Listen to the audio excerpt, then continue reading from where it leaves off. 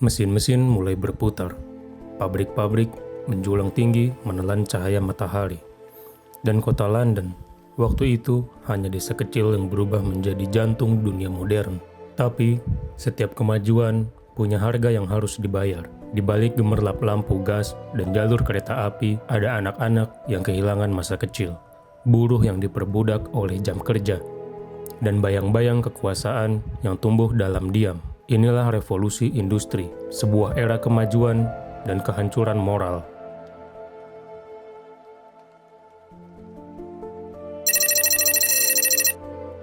London, tahun 1868, ketika kekuasaan tak lagi berada di tangan raja atau rakyat, tapi dikuasai oleh mereka yang bersembunyi di balik jas mewah dan simbol. Templar telah menguasai segalanya.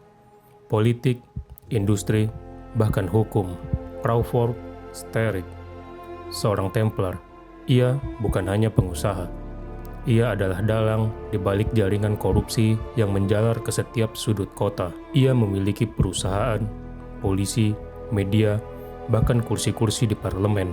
Tapi keberanian di kota London tidak pernah bisa diam. Dari reruntuhan keputusasaan, muncullah dua sosok anak jalanan dari Crowley, Jacob dan Evie Frye, saudara kembar asasin berdarah muda. Dua pendekar bayangan yang datang bukan hanya untuk membunuh, tapi untuk membebaskan. Bersama geng jalanan yang mereka bangun dari bawah, mereka menantang kekuasaan Sterritt, menyatukan rakyat, dan membangkitkan kembali harapan yang telah padam. Brunel lahir pada 9 April 1806. Seorang jenius teknik arsitek besi yang mengubah wajah Inggris selamanya. Di masa ketika dunia masih melangkah perlahan, Brunel membuatnya berlari. Ia tak sekedar merancang. Ia membayangkan masa depan. Dari galangan kapal hingga jantung Inggris Raya, ia membangun Great Western Railway, nadi besi yang menghubungkan kota ke kota. Di tangannya, kapal-kapal uap bukan hanya kendaraan, tapi simbol keberanian manusia menantang lautan. Kapal transatlantik pertama yang digerakkan baling-baling lahir dari visinya. Jembatan, terowongan, dan mesin, semuanya ia ukir di tengah revolusi. Bukan demi kekuasaan, tapi demi gerak, demi masa depan.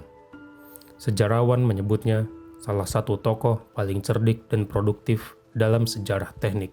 Tapi bagi Inggris, Brunel adalah suara revolusi industri yang berbicara lewat baja, uap, dan ide-ide yang terlalu besar untuk zamannya. Tapi, di dunia Assassin's Creed Syndicate, kemajuan itu bukan hanya latar, tapi senjata. Di sini, kereta api bukan sekedar transportasi, ia adalah markas. Sebuah basis bergerak tempat strategi dirancang, dan pemberontakan diluncurkan. Pemain sebagai Jacob dan Evie Frye tak hanya menumpang perubahan, mereka mengendalikannya. Di rel kereta api kota London, setiap pergerakan kereta adalah simbol dominasi. Siapa yang menguasai jalur besi, dialah yang menguasai denyut kota. Dan dalam permainan kekuasaan ini, teknologi bukanlah sekutu yang netral, tapi alat dalam perang bayangan antara assassin dan Templar.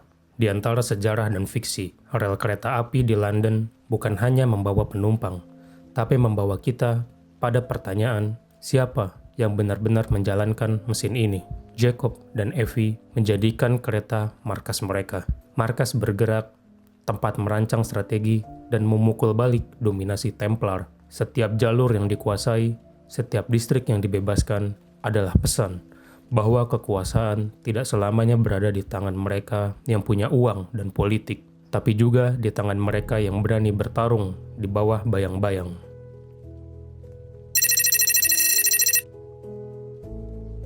Mereka menulis sejarah dengan tangan penuh luka. Lewat gerakan Chartist, mereka menuntut hak pilih.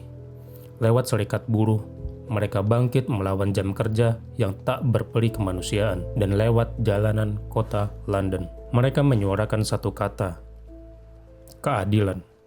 Chartism adalah gerakan rakyat Inggris terbesar pada abad ke-19 yang menuntut reformasi sistem demokrasi. Mereka mengajukan dokumen yang disebut People Charter, berisi 6 tuntutan utama.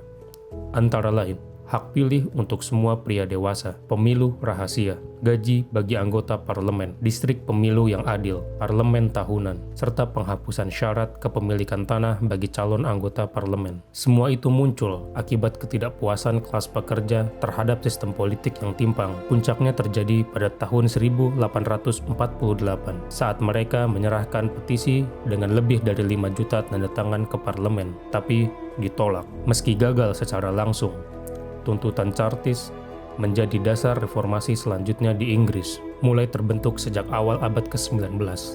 Berkembang pesat pada masa revolusi industri. Awalnya ilegal, tetapi mendapat pengakuan hukum lewat trade union, memiliki fungsi untuk melindungi hak pekerja, menuntut perbaikan upah dan jam kerja, serta terlibat dalam aksi mogok, demonstrasi, dan pembentukan Labour Representation Committee, cikal bakal Partai Buruh Inggris. Di tengah hiruk-pikuk kekuasaan yang dikendalikan oleh Templar, muncullah seorang pemberontak dari jalanan, Jacob Frye. Seorang asasin dan seorang revolusioner. Ia tak membangun pasukan, ia membangkitkan rakyat. Dalam game, Jacob Frye mendirikan geng jalanan bernama The Rooks untuk merebut kontrol kota London dari tangan Templar yang diwakili oleh Crawford Sterrick. The Rooks terdiri dari buruh kasar, pencopet, yatim piatu, dan masyarakat kelas bawah yang mencerminkan semangat gerakan rakyat untuk melawan sistem yang menindas. The Rooks menggantikan kekuasaan korup dengan kekuatan rakyat. Jacob membantu kelompok-kelompok tertindas seperti anak-anak pekerja pabrik, warga miskin, dan buruh yang diperas oleh perusahaan Templar. Menjalankan misi bersama tokoh-tokoh seperti Karl Marx yang secara historis memang hidup di London pada era itu dan aktif dalam gerakan buruh. Dengan membentuk geng jalanan The Rooks, Jacob menyalakan api perlawanan dari dalam jantung kota. Mereka adalah simbol dari apa yang tidak bisa dibeli dengan kekuasaan, rasa marah, harga diri, dan mimpi tentang kota yang lebih adil. Bersama tokoh-tokoh seperti Karl Marx, perjuangan ini bukan lagi milik asasin saja, tapi milik semua yang selama ini dibungkam oleh sistem. Dan di antara semua itu, ada pemuda yang melihat masa depan dalam gelombang suara, Alexander Graham Bell. Penemu telepon, jembatan pertama antara suara manusia dan teknologi abadi. Dalam Syndicate, ia adalah sekutu setia membantu Frye bersaudara bukan dengan pedang tapi dengan alat, dengan inovasi, dengan sains yang belum dimengerti pada zamannya. Dan di jantung London pada tahun 1868, sebuah cerita lama kembali berakhir dengan cara yang baru. Mereka datang sebagai dua anak dari bayang-bayang, Jacob yang keras kepala serta Evie yang bijak dan tenang. Bersama mereka menjatuhkan Crawford Sterrick, sang Templar yang memegang leher London dengan tangan korporasi, polisi, dan parlemen. Di balik senyum bangsawan, tersembunyi ambisi untuk menguasai dunia dan menghancurkan kehendak bebas manusia. Dengan satu tebasan terakhir, Jacob dan Evie mengakhiri dominasi kegelapan, bukan hanya demi London, tapi demi masa depan yang tak dikendalikan. The Rooks menjadi suara rakyat. Evie memilih cinta dan melanjutkan perjuangannya secara diam-diam. Jacob tetaplah Jacob, menghilang dalam keramaian karena beberapa pahlawan tidak butuh panggung. Assassin's Creed Syndicate adalah tentang masa depan yang lahir dari pertarungan masa lalu, tentang dua bersaudara yang mengembalikan keseimbangan kota yang nyaris kehilangan jiwanya. Meskipun tidak secara langsung menyebut Chartist atau trade union, game ini sangat terinspirasi oleh semangat perlawanan mereka. Assassin's Creed Syndicate menciptakan narasi fiksi yang berakar kuat pada realitas sosial. Di dunia nyata maupun dunia game, sejarah selalu ditulis dua kali. Pertama, oleh mereka yang punya kekuasaan, dan yang kedua, oleh mereka yang berani merebutnya kembali. Sampai berjumpa di Research for Results selanjutnya.